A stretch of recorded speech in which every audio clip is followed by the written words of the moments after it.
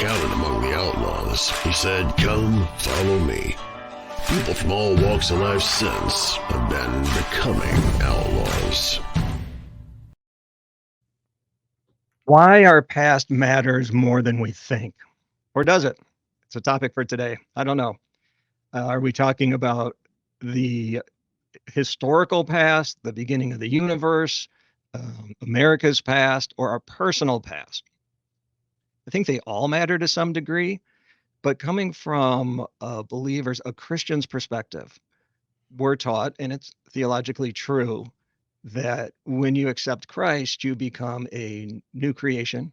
All things are gone. Behold, all things are new. And is there a dilemma, though, in that all things are new and that we can't reflect on the past if we need to? Do we still have wounds that need to be healed? Do we still need, is there value in our past life, not in our former life, but in our life before Christ? Our experiences, the things we've said, the things we've done, the interactions, the relationships we have, friends and family, and this or that as life goes on, do those hold value still in our lives today? And if so, what? I have someone who would be much more articulate than myself to unpack that we have here today, Dr. John Arthur Nunes. He is currently the pastor at Pilgrim Lutheran Church in Santa Monica, California. He's a senior fellow at the Center for Religion, Culture, and Democracy and the dean and lecturer at Camp Arcadia in Arcadia, Michigan. He was formerly the president of Concordia College in New York.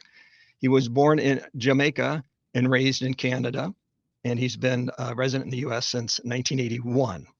He also served as the president and the CEO of Lutheran World Relief and was the president of Valparaiso University and an inner-city pastor in both Dallas and Detroit. He's also an author. His books include Wittenberg Meets the World, Reimagining the Reformation from the Margins, and more recently, Meant for More, In, With, and Under the Ordinary. John is married to his wife, Monique, and they have 6 children, 11 grandchildren, and they lead a consulting group, Nunes and Associates. And thank you for joining me, Doctor. Thank you so much, Ken, for the welcome and for the introduction and for sporting that Tigers hat, since we can celebrate today that the Anaheim Angels, I think, beat them last night here in Southern California. Mm-hmm. Get another chance today. Right. Nothing like baseball. So this topic,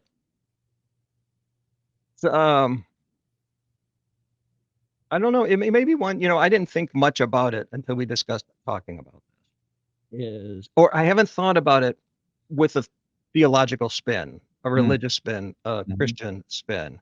And we're always taught, like I said, and it's true, that we become a new creation. All things are past.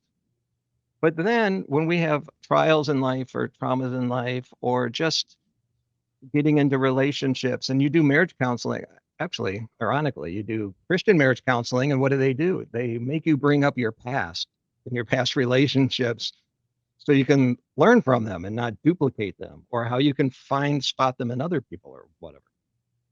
Is that duplicity, or how do we unpack that?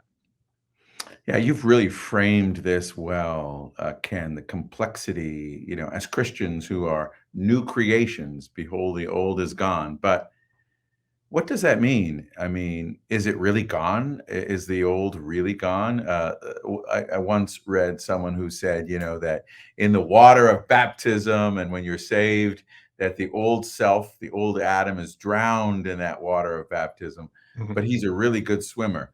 And he kind of just crawls and creeps his way back into your life. So at the end of the day, the past is something we have to deal with. I mean, I guess there are a variety of unhealthy responses we can have to the past. We can live or try to live in the past, or engage in nostalgia about the past. The writer of Ecclesiastes, chapter 7, verse 10, Solomon, says that that's not a wise thing to do, to say that the good old days were good. We can talk more about this as we converse today. The other thing we can let the past do, I guess, is haunt us, and we can live under the kind of shadow of the past. And I guess the other unhealthy response would be to not pay attention to the lessons we can learn from the pasts, from our pasts. So there are, I guess, it's three unhealthy ways we can think about the past. So I think your framing is exactly right. The past matters more than we think. Yeah. And along with what you're saying, so if you were to not think about it, if you were to think about our past like we know history, which is if you forget history and you don't look at the past, you're doomed to repeat it. Yeah, Is that's that the same George with Santayana, the historian, said that. Yeah, those who forget their history are condemned to repeat it. Yeah, that's a yeah, great. it's like an inevitable thing. So does that translate to humans? I mean, to like our personal past? If we don't address it, if we're not self-aware enough to look at and self-evaluate our behavior, we'll just continue that behavior. That's exactly right. And own it and come to terms with it. Um, a early theologian named Saint Augustine once described it this way. He said, "Sin is not the desire that we have or the desires that we have had, but it is the disordering of those desires." So one of the ways we can learn from the past, to your point, is to learn about and come to terms with, and to use your expression, be self-aware about what our own tendencies are, what our own proclivities and propensities are, what our own vices are, and flip those on their head and turn them into virtues. So for example, Ken, you're a very charismatic individual. You have a great personality. People like you when they meet you. And you can use that personality for positive ways, or you can use it for negative ways. And as I've you done look at, both. yeah, exactly. And as you look at your past, you can see the way in which you have maybe used that charming personality that you have for some negative ways, and then learn from that and get that desire more rightly ordered, is what Augustine is calling us to do. Yeah. So if I were to examine myself, I wouldn't have come up with the word charming, but just in your example of myself, if I were to say, okay, I have these attributes, a self-examination. Uh, Here's some pros, here's some cons. Yep. Here's how the pros could be cons. Yep. And then to have enough, is it self-awareness and courage to say, here's how I've actually misused my pros. Because if you don't do that, um, I think you have to call yourself out, right? Is that a way to put it? Well, that's just really well said. Our sunny side and our shadow side are related. So some of this, when you come to Christ, it's not like you lose your mind, okay, or you lose your personality, or you lose the person that God created you to be. Yeah. It's that mind and that personality and that person you are created to be is now in a redeemed state. So it's now your desires are rightly ordered. Your thoughts are rightly redeemed and are used for the kind of purposes that God has in mind for you. You have a new sort of creativity because you've learned from your past and from past errors. Someone once said that the historically lobotomized have nothing with which to be creative. In other words, if you want to think outside of the box, you got to know what's inside of the box. And if you want to have a creative future, you got to know what's inside of your own kind of toolkit, your Right. own box. So, yeah, I think the term you used rightly and wisely is kind of a self-awareness about the gifts that God has given to you. And I think in myself and just like what I call the Christian culture, church going and families going to Bible studies and retreats, and it's just part of their life. Where, how can I put this? Behavior, self behavior versus an internal change. So when I think of becoming new, I think of all the sins have been washed away. My spirit's been reborn from a kingdom of darkness to a kingdom of light. There's still darkness in the world. I still have the flesh. I still have the same desires and this and that. I now have the tools to get through life in a better way. But those who don't understand feel like, maybe I'll say from the inside and the outside. So from the outside looking at, I would get feedback, probably not as much as I should, but it's like, well, you say you're a Christian and you still act this way, or why would you do that? And people that aren't, you claim to be a Christian and then do it publicly, and then you're easily labeled a hypocrite and Yeah, things like this. And it's yeah, like, yeah, yeah, of course I am. Because what a Christian is, what I say that I am, is that I'm so flawed. I yeah, need a savior. yeah, yeah. Where I think sometimes, so I'm all of those things. I'm grasping onto this because of what I actually am. That's right. And I think in the church, sometimes where the hypocrisy feel comes from are people who are trying to act like they're Christ, and as opposed to allowing Christ to live through them as sinful creatures. Yeah, that's again, you nail it. You remind me of what C.S. Lewis once said. Someone once asked C.S. Lewis, "What about that guy over there? He claims he's a Christian. Look how like grumpy and grouchy he is all the time. How could he be a Christian?" And C.S. Lewis said, "Can you imagine how much grumpier and grouchier he'd be if he weren't a Christian?" Yeah. So yeah, there is something around us owning our personality and being authentic about our personality, and taking the time to engage in self-examination of who we are. And I think one of the things that goes wrong in our culture is we are surrounded always by the clutter and the clatter of noise and technology and distraction, ceaseless distraction.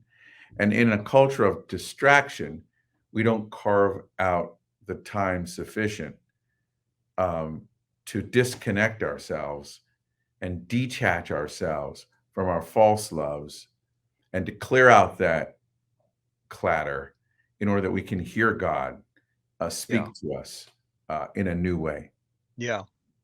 See if you can help me. So you mentioned time a lot. We all know what time it is. Um, so time is how we mark a beginning and end, right? It's a measurement of living, or how many times we breathe in an amount. I don't know exactly a definition for time, but we know how we use it. It's a measurement of time, someplace we can be and then leave, and it's a track keeper. Would you say we are made up of, as human beings, um, I guess DNA, right? We're biological creatures that have some kind of genetic code that enables us to be functioning, and our brains, well, just functioning, and the fact that we can sit and hear each other and try to understand and come to things. We're just humans through DNA.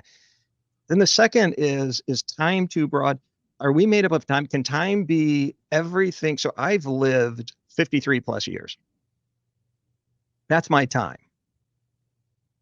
Was that just a measurement, or is my 53 years, is time fall under the accumulation of my upbringing, of the values instilled in me, every conversation I've ever had, anything I've done or said secretly or privately? I think about scripture that says every word you've spoken, is recorded.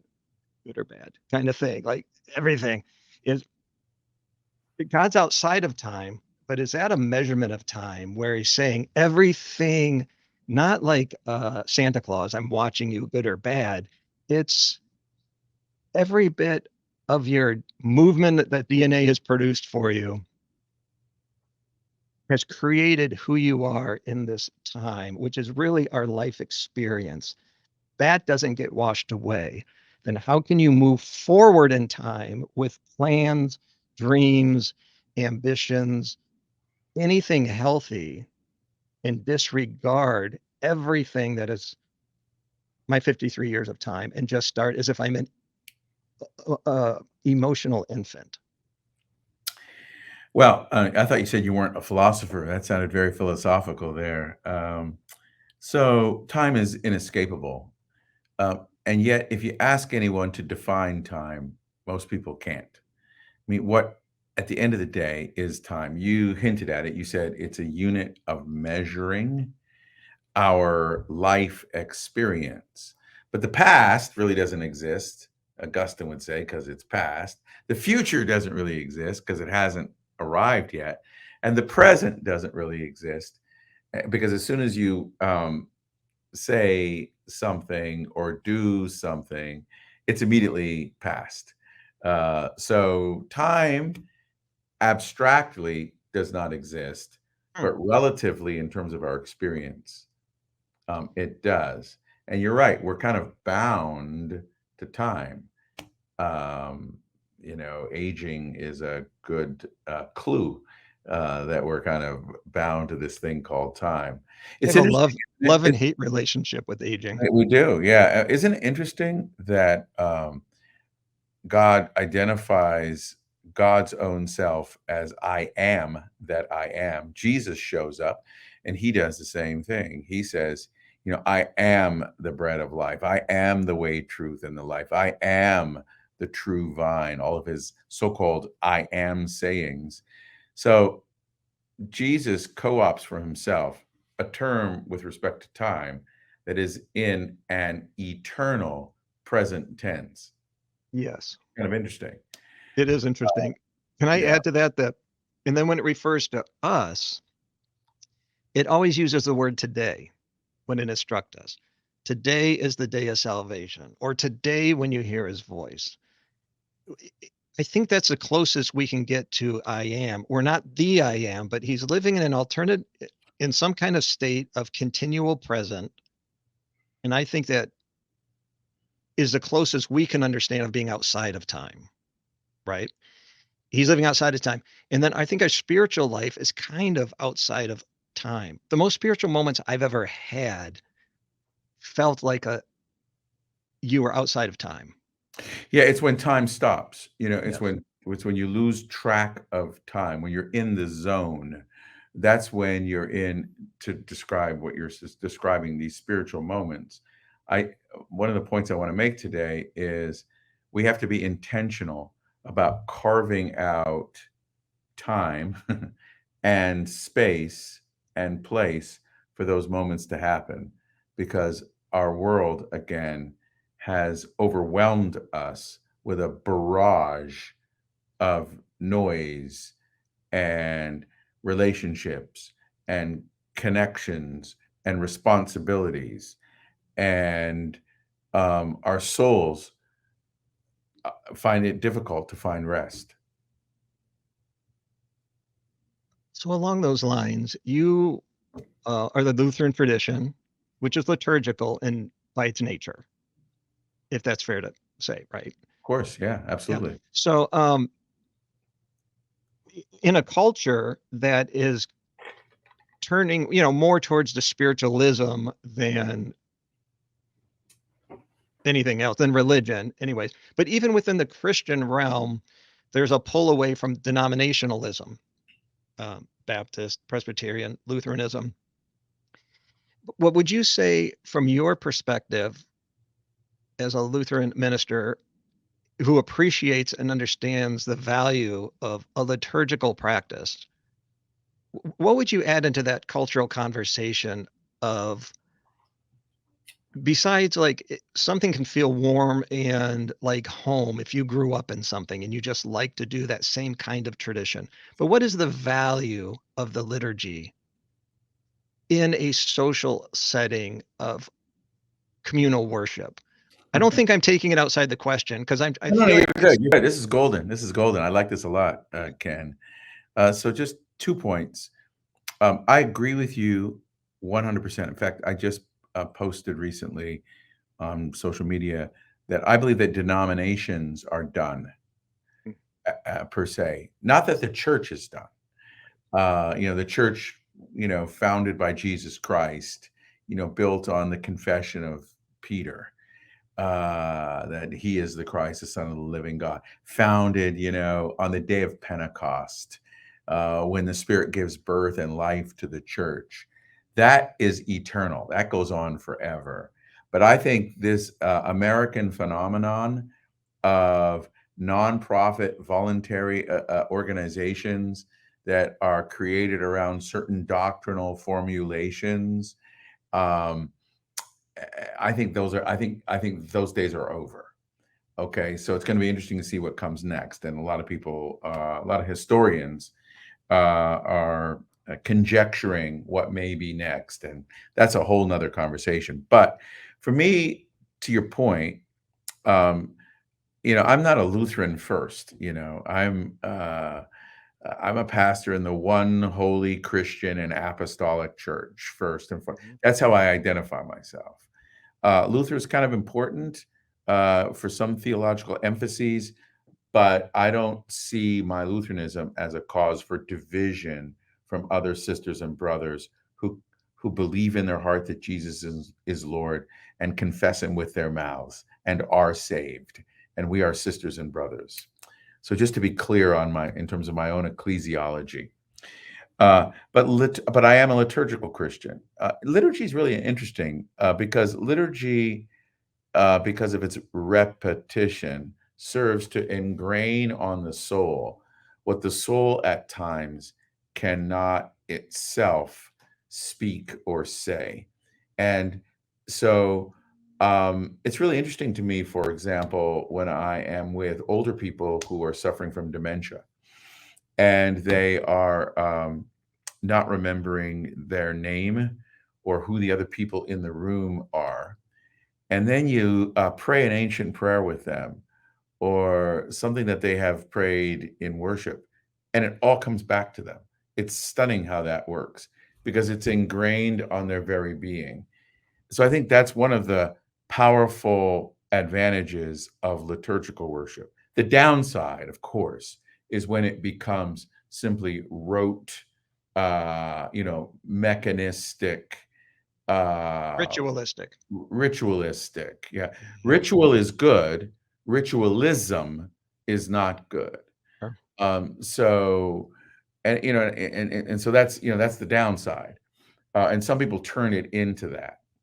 But that's not what the purpose of liturgy is. The purpose of liturgy, to the point of our question, and now I'm going to connect our topic to what you're saying.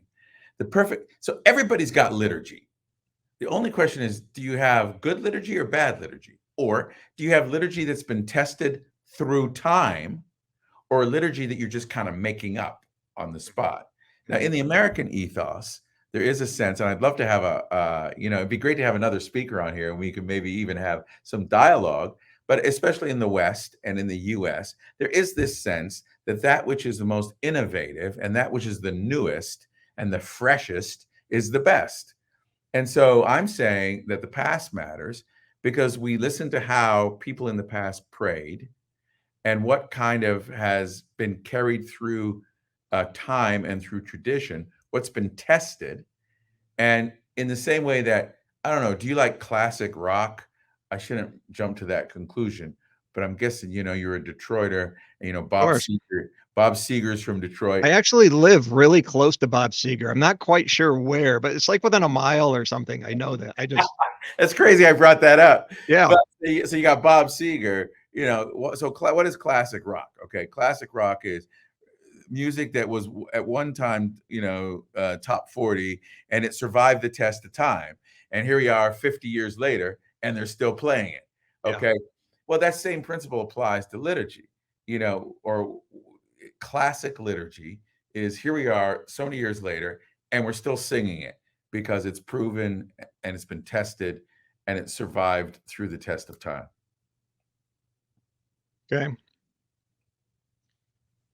Does So that address what you're saying? yeah, it does. Yeah. And if I could, I don't know if I summarize it, to my level or whatever, is liturgy in and itself actually isn't the value. The value in liturgy is what it ingrains in us, in the truth that it instills. Maybe I didn't say that right. I'm looking at your face. No, that's exactly right. So I mean, liturgy. Okay, so a part of the liturgy is called formally the Kyrie eleison. What is that? It's simply the prayer, Lord have mercy. Yeah. That's an ancient prayer. You can't ever go wrong with that prayer. Every tradition can pray that prayer, Lord have mercy.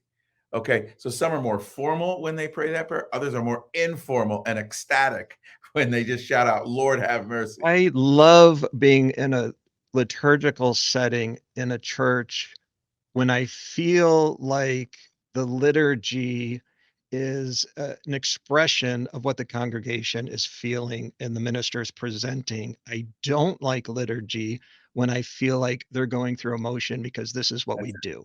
Liturgy is not about a book. You see, one of the things that goes wrong about liturgy is some people, again, in this modern age, think that the liturgy is about speaking the words out of a book in the right order at the right time. And that's not what good liturgy is. That's not good worship. Reading out of a book is not good worship.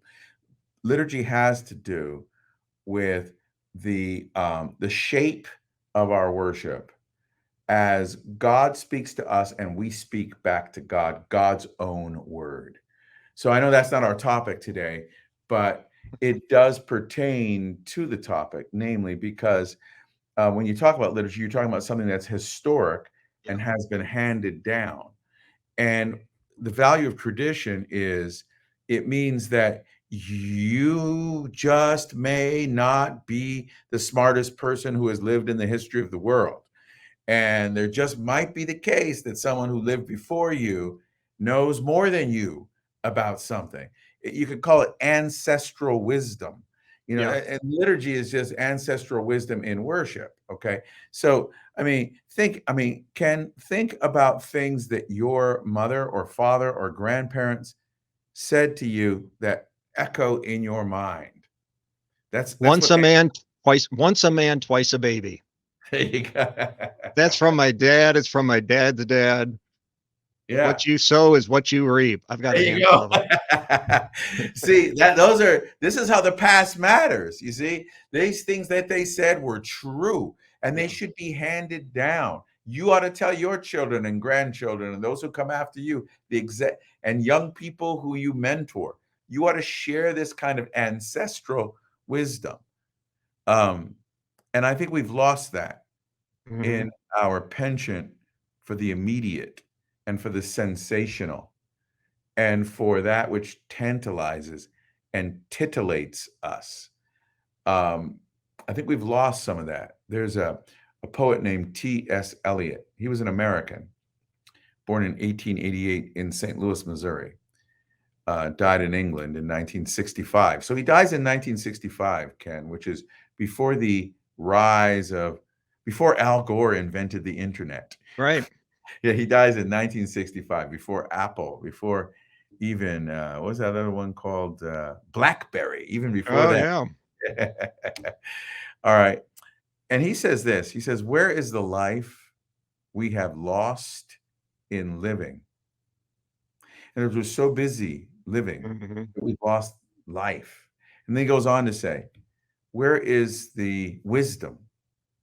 Talking about ancestral wisdom. Where's the wisdom we've lost in knowledge? We've got all this knowledge, all this education, but where's the wisdom among maybe some of our forebears who could neither read nor write, but had a wisdom that they passed on to us and that bears preservation? Then he goes on to say, where is the education or the knowledge We've lost in information. In other words, we live in an information society where you can find out anything, anytime. We got like this glut and surfeit of information, but we don't have knowledge on how do you put the facts together and make them work. And even more, we don't have wisdom. Yeah.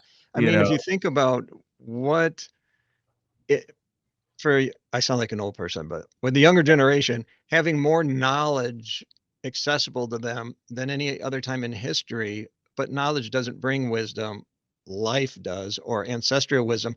So what will the next generation look like that has so much knowledge, but not the wisdom to use it? so much information and no wisdom to use it. That's exactly right. And this is why churches in 2023 and moving forward need to be intentional about thinking about intergenerational ministry. How are they intentionally connecting old people like us with these young guys, man, these teens and these 20 somethings who are clueless? Hey, Because, I don't have 11 grandkids, so let's back up a yeah, little bit. well, yeah. But you got to be intentional about, building those connections in your ministry, Yes. in your life, because they're not going to happen otherwise. There's a Saturday Bible study, just men's, a dozen people or less I started going to recently. And what I love about it, there's always more you can learn from scripture, but when you've been studying it your whole life, you're not expecting a great new revelation, but you go. But what I get the most out of it and I enjoy is that there's a former Baptist minister there of an elderly age. There's several older men than me. There's like some of me there. And then there's like young bucks that are getting their first place. They're not married yet, that are actually listening to each other. And the young ones are listening to the older guys' wisdom. You rarely see that. Like here, young man, is how don't do what I did. That's it. Don't do it. See, this is why the past matters. Yeah. You can avoid some of the traps. And I love the word you talked about, the traumas. Are you And taking notes of what I'm saying? yeah, you're good, Ken. I mean, the trials and traumas, the trials and traumas. See, the first time I quote you, I say, as Ken McMullen has said, and Right. then I say the That's quote, right. and then the second time I say, as I've previously said, because it's Oh, true, I have right. That's right. and then it becomes mine. See, That's right. but no, but the trials and the traumas that we experience don't need to be repeated and replicated. Why can't we learn? This is why the past matters more than we may think. Why can't we learn from some of the wisdom, again, ancestral wisdom, that which is passed on? This is what communities do best. I'm an academic, but I don't trust ideologies. Mm, No, I don't trust ideologies. I don't trust theories because they're not connected to people and communities. I'm very active in trying to connect the gospel to the social life of communities, but I don't trust activists, right. because activists are more concerned about getting attention to their activism than they are to the problem that they claim they're trying to address. So sorry for getting political on you, but this is why this communitarian approach, this communitarian where we gather in these communities. Hey, Ken, I'll be at a retreat, leading a retreat for men at Adrian College in March. I'll send you the QR code for it. Yeah. It'd be fabulous if you could join us. It'd be really cool. I shouldn't be doing this live, but it'd be really cool if you could set up and if we could do a little thing from the men's retreat. Oh, yeah, we can talk about it for sure. I've never gone on the road, but hey, I got to get out, Yeah. You've got a great format here. And, maybe you might hear something during the retreat that strikes you as interesting, and you could maybe get a little panel discussion even going with some of Yeah, the for men on sure. the retreat. Yeah. I have a hard time keeping up with you. I don't know if I could keep up with a few of you at the same time. Need an interpreter. There you go with your flattery. That's the charisma I'm talking So about. let's circle it and close it back with is this too simplistic to say, or can you elaborate, or would this thought help people? Is if you have If you're a Christian and you think, well, someone suggests I need therapy, I'm not getting past this issue, this divorce, or I had trauma when I was a child, or whatever it is, and it's just kind of dragging along in your life, and maybe someone has even said, you know what, you probably need to talk to somebody. You're like, man, I'm a new creation. Church tells me, behold, I'm new. Everything's in the past. Is it fair to say to this person, you know what, if you broke your leg, would you just get up and keep walking on it and ignore that you have a pain and something's broken? Or is it just as wise and therefore even spiritual to say, I need to go to a professional or somebody, and I need to get this properly taken care of so that it can heal properly, and it may take time, and that's not a bad thing. So let me start with Jesus, because when in doubt, go to Jesus, right? That's always the right answer, right? Good go-to. So the resurrected Jesus in his glorified body, okay? So you have a guy who's got a perfect resurrected body, still has wounds that are scars now on the imprint of his hands and his fissured feet and one in the side.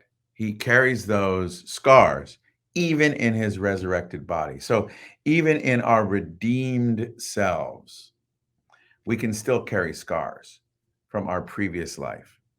Emotional scars. Emotional scars, relational scars, things that people have done to us that we just can't shake. I was with a book group last night, and there was a woman there in her 70s. And when she was 17 and a senior in high school, someone told her that she would never be a good writer. And she says her whole life she's wanted to be a writer. And this is echoed in her head. We carry these things, even in our redeemed selves, we carry these things. I want to say there's two ways that I recommend people deal with these things. And one is therapy. There is a place and a role for Christian therapy.